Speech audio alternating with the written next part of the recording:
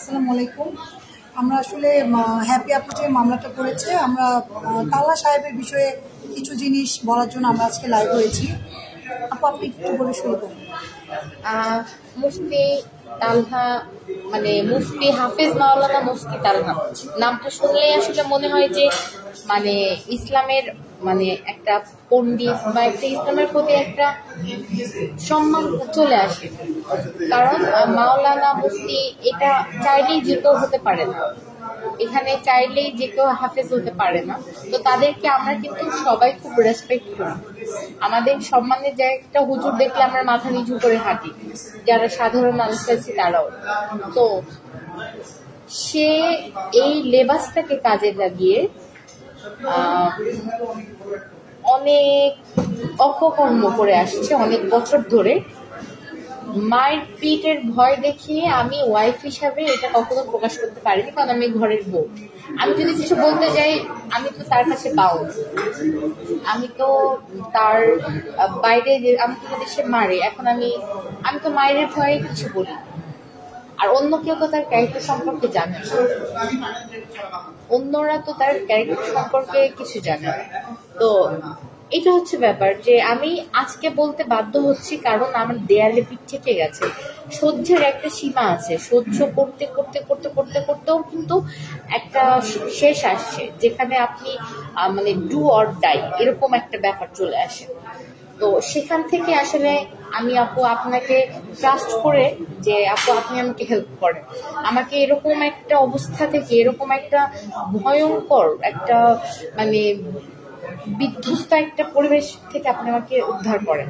এইটার জন্য ইনশাআল্লাহ আপনার দ্বারস্থ আমি হয়েছি আপু, এবং রিকোয়েস্ট করেছি যে আমাকে আসলে আমার ফ্যামিলি ওরকম স্ট্রং কেউ নেই যে আমার হয়ে ওভাবে ইয়ে করবে।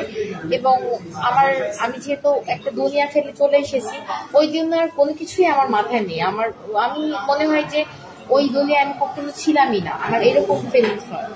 তো এবং আমার কারোর সাথে কোনো কিছু যোগাযোগ বা কিছু এখন নেই, আমার কিছুই না। আমি সাধারণ একজন মা, সাধারণ একজন মা, ঘরে বসে বিজনেস করি, যাতে যেহেতু আমার হাজবেন্ড আমাকে ইয়ে করে না, আমাকে করতে হয়। এটা আর কি ব্যাপার। এখন আপনার শরণাপন্ন হয়েছি, আপনি হেল্প করছেন, এটাই। এখন আমি শুনছি যেটা যে আপনি অনেক ইয়ে হচ্ছে না আমার কারণে। বিষয়টা কি, আমার সাথে হ্যাপি আপু যখন যোগাযোগ করে, তো আমি আপুর কাছে বিস্তারিত ঘটনাগুলো শুনতে চাই।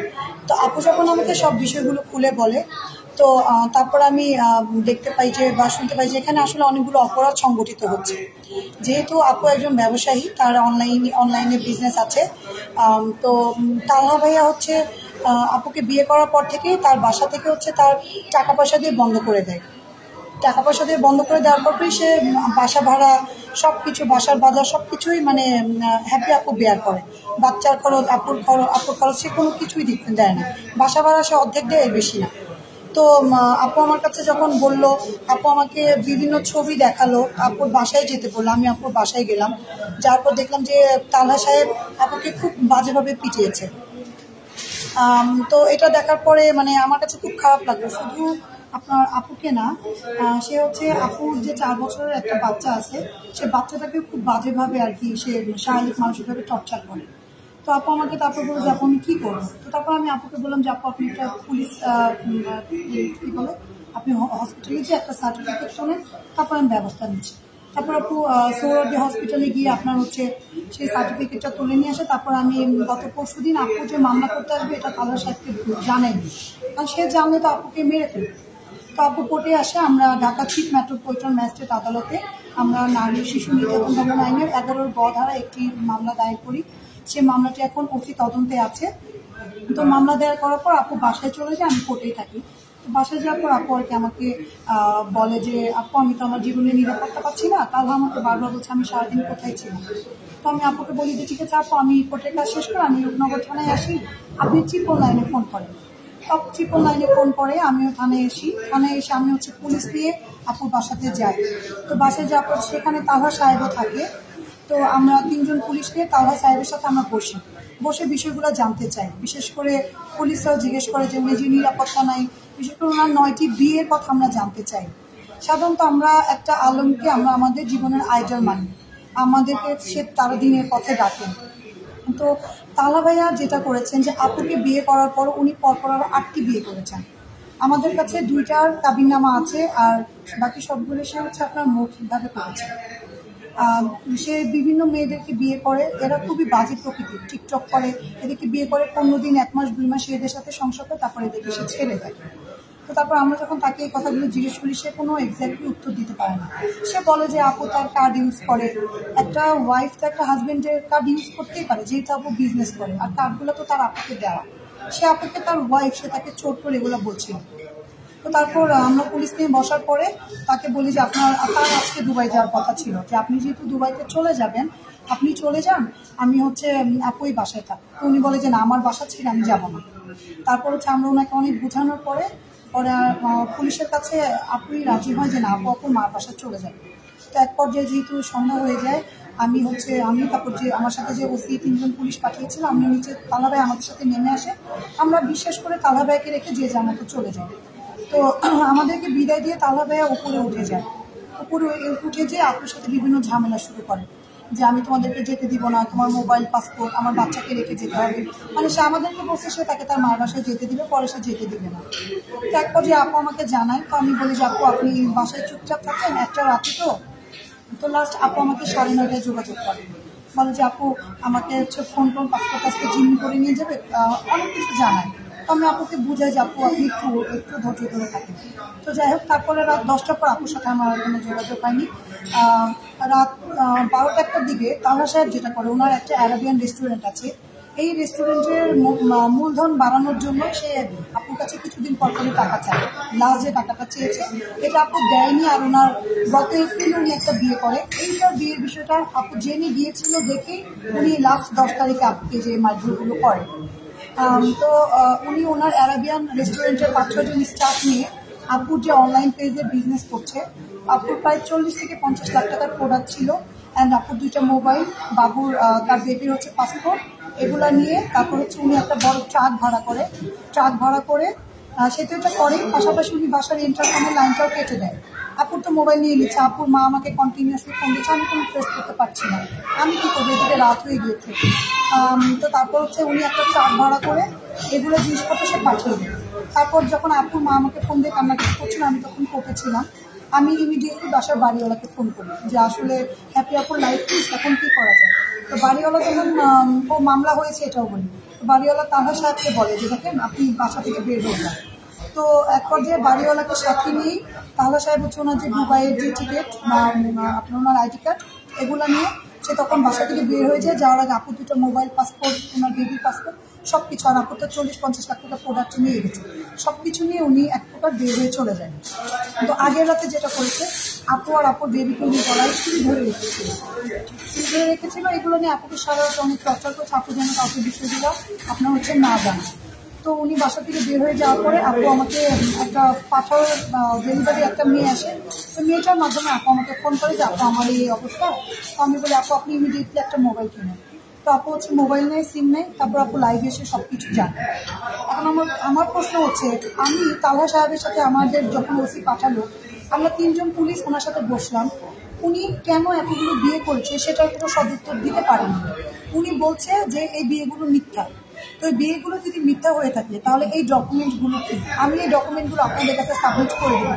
উনি কাশ্মীরে একটা মেয়েকে বিয়ে করেন, তারপর হচ্ছে উনি তারপর পরপর আরো 7-8টা সে বিয়ে করে, মরিয়ম, তামান্না, তারপরে ওনার আরেকটা বিয়ে যেটা করেছে আপু, ওই মেয়েটার নাম কি, মুশফিকা, ওই ঘরে হচ্ছে ওনার একটা মেয়েও আছে, হাফসা। ওনার ঘরে হচ্ছে তাহলা সাহেবের একটা মেয়েও আছে, কিন্তু মেয়েটা দেখতে মায়ের মতো হয়েছে, মেয়েটা কালো, এজন্য শুধু প্রত্যেক মাসে 10,000 টাকা সে মেয়েটার ভরণ পোষণের জন্য পাঠিয়ে দেয়। সে মেয়েটাকে এর থেকে বেশি কিছু করে না। এখন আমার কথা হচ্ছে যে উনি আলেম বলে উনি প্রতিনিয়ত উনি ইসলামের মিস ইউজ করছেন। ওনার বাবা নড়াইলের এমপি ছিল, সাবেক এমপি। ওনার বাবার সালমান এফ রহমানের সাথে খুব ভালো রিলেশন ছিল। একসময় প্রধানমন্ত্রী সালমান এফ রহমান ওনাকে পুরো সাপোর্ট দিয়েছেন, ইভেন দেশে আসার পর ওনাকে সংবর্ধনাও দিতে চেয়েছেন। উনি ওনার নাম ভাঙিয়ে প্রভাব খাটিয়ে উনি একের পরে এই অপকর্মগুলো করে যাচ্ছে। উনি এতটাই ভয়ঙ্কর যে উনি কিছুদিন আগে বাবর রোডে ওনাদের একটা বাড়ি আছে, ওখানে গিয়ে উনি বাড়িতে ভাঙচুর করেছে, হসপিটাল ভাঙচুর করেছে, ওনার বোনের হাজবেন্ডকে উনি মারধর করেছে। উনি হচ্ছে ওনার পরিবারে যে অনেক মানুষ স্টেটমেন্ট আমাদের কাছে আছে, উনি পরিবারের কাছে যে 5 লাখ 10 লাখ টাকা নেয়, এখানে আপুর কাছ থেকে টাকা নেয়, টাকা নিয়ে গিয়ে উনি বিভিন্ন মেয়েদের সাথে পেছনে খরচ করে, উনি দামি দামি গাড়ি কিনে মেয়েদের দেখে উনি এসব করে। এখন আমার কথা হচ্ছে যে এই যে আপু উনি মডেলিং ছেড়ে সবকিছু ছেড়ে উনি যে আপনার দিনের পথে আসলেন একটা মানুষকে বিশ্বাস করে, ওনার একটা বাচ্চা আছে, এই বাচ্চাটাকে উনি মারধর করে। শুধু মারধর না, আমি আরেকটা জিনিসও বলছি, এই বাচ্চাটাকে উনি হচ্ছে বাচ্চাটার লিপ সাক করে, বাচ্চাটার টাং সাক করে, বাচ্চাটার পায়ের ফিঙ্গার সাক করে, মানে এক প্রকার সমকামিতার মতো। এই জন্য আপু হচ্ছে বাচ্চাটাকে তার কাছে মিশতে দেয় না। এই প্রশ্নগুলো আমি যখন আমার সামনে সামনাসামনি বসেছি আমি জিজ্ঞেস করছি, উনি এগুলোর কোনো সদুত্তর দিতে পারেনি। উনি একটা কথাই বলে যে আপু বাচ্চাকে নিয়ে বারবার বাসা থেকে চলে যায়। এখন আপু বাচ্চাটা নিয়ে বারবার কেন বাসা থেকে চলে যায়? উনি কয়েকদিন পর এরকম একটা দুটো করে বিয়ে করে, আপুর কথা যে সংসার হচ্ছে না, শরীয়ত মোতাবেক আমাকে তুমি ডিভোর্স করে দাও, তালাক নিয়ে তুমি তোমার মতো চলে যাও। সে বাচ্চা নেবেও না, বাচ্চা আপুকে দিবেও না, সে বিভিন্ন টর্চার মনে করে। আর এখানে যেহেতু আপুকে কোনো ভরণ পোষণ দিচ্ছে না, শুধু এটা না, ওনার বোনকে দিয়ে কালকে থেকে আমাকে উনি বিভিন্নভাবে হুমকি ধামকি দিচ্ছে। তাহলা সাহেবের আলাদা একটা জ্ঞানই আছে ওনাদের অপকর্মে, বিভিন্নভাবে আমাকে উনি হুমকি ধামকি দিচ্ছে আমি যেন মামলাটা থেকে সরে যাই, আমি যেন আপনার হচ্ছে আজকে প্রেস কনফারেন্সে না আসি, যমুনা টিভি, চ্যানেল 24 বিভিন্ন মানুষকে ওনার বোন ওনারকম দিয়ে থ্রেট দিয়েছে। আমি ফেসবুকে কেন লিখেছি আমার নামে মামলা করবে, আমার ফ্যামিলি মেম্বার, আমার হাজবেন্ড, আমার বেবি, সবাইকে সে এক প্রকার আপনার মানে থ্রেট করছে, আমি যেন আপনাকে কোনো সাপোর্ট না করি। এখন আমার এই দিনের বোনের জন্য যদি আমার জীবন চলে যায় যাবে, কিন্তু আমি আপুকে সর্বোচ্চ আপু যেন ন্যায় বিচার পায়, আমি সেই ব্যবস্থাটা করবো। আর আমার আলেম সমাজের কাছে রিকোয়েস্ট থাকবে, কালকে থেকে আমার সাথে অনেকেই যোগাযোগ করার চেষ্টা করেছে যে এই যে তাওলা সাহেব যে একটা ভণ্ড হুজুর, হ্যাঁ উনি যে 8 থেকে 9টা বিয়ে করেছে, এগুলো তো সব আমাদের কাছে ডকুমেন্ট আছে, আমরা কোর্টে সাবমিট করেছি, মামলাটা এখন তদন্তাধীন আছে। হ্যাঁ, এই যে উনি এতগুলো বিয়ে করছে, উনি ইসলামের মিসইউজ করছে। ইসলাম থেকে বলেছে আপনি 4টা বিবাহ করতে পারবেন, কিন্তু আপনার 4 জন বউকে সমান দৃষ্টিতে রাখতে হবে। উনি যদি একটা বিয়ে করতো, করার পর যদি উনি মহিলাটাকে বাসা ভাড়া করে রাখতো, তাহলে কিন্তু আপনাকে উনি যদি 4 জনকে রেখে সমানভাবে করে আমার কোনো সমস্যা নেই।